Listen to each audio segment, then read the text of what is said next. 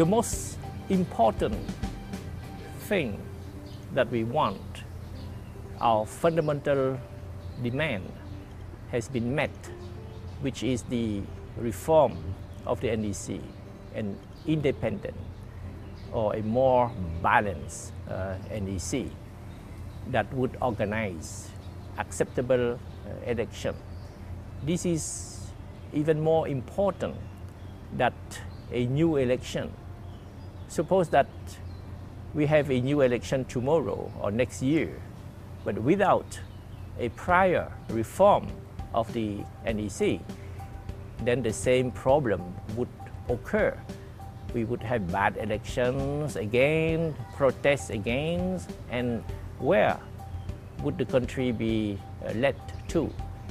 So the first demand is to reform the NDC. We have obtained this, and the rest is a matter of time.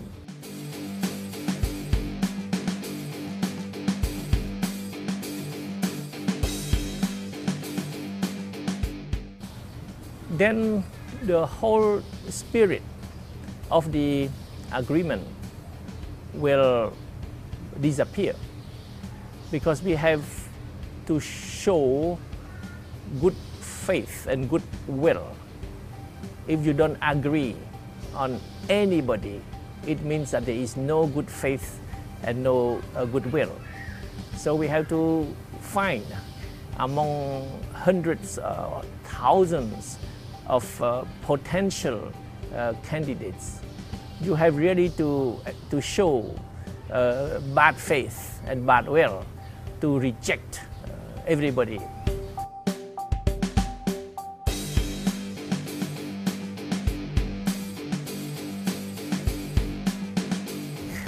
If you consider the worst, then the worst scenario, the worst situation could happen.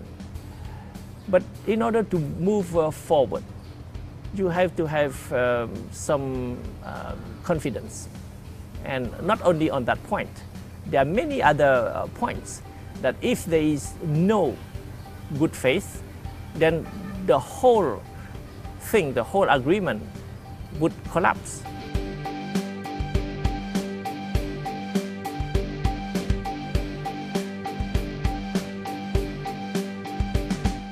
We all know that the judiciary in this country is not independent.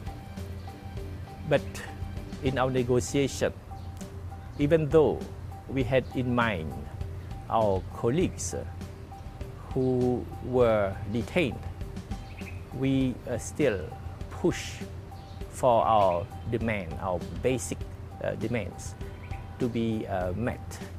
And one of the detainees, Bu Sok Hua, sent me a message. She told me not to negotiate to secure her release, but to negotiate to ensure that freedom would be given back to Cambodia, to the country.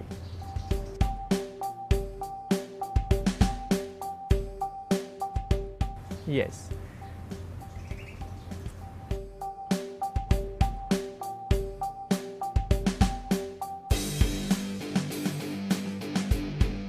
I think he realizes that the CNRP is a real force, is a united force. He has to count with the CNRP, and therefore he did show consideration and respect. I think for the country to enjoy peace and stability, he must show that he has good faith and goodwill.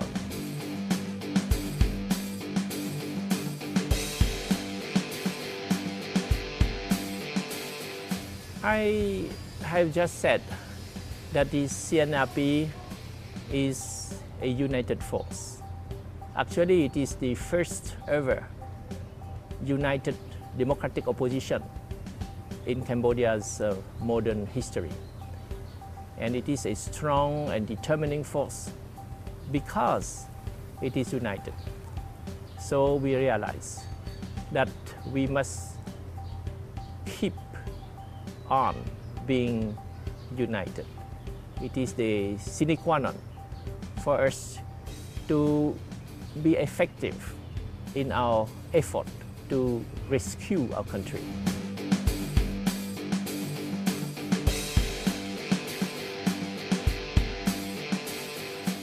We are asking for an audience with the king, which could take place tomorrow. Tomorrow will be the 24th. And then we would swear, it's a swear-in ceremony, take an oath in the following days. So it's a matter of days, at most 1 week, then things will be settled for us to go to the National Assembly at a special session, because the National Assembly is now in recess.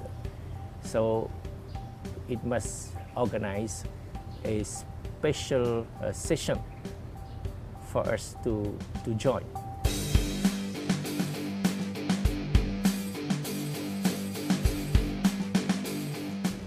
We will see, not in the immediate future, but let's make all the proceedings work and be implemented first, as we have agreed with the other party.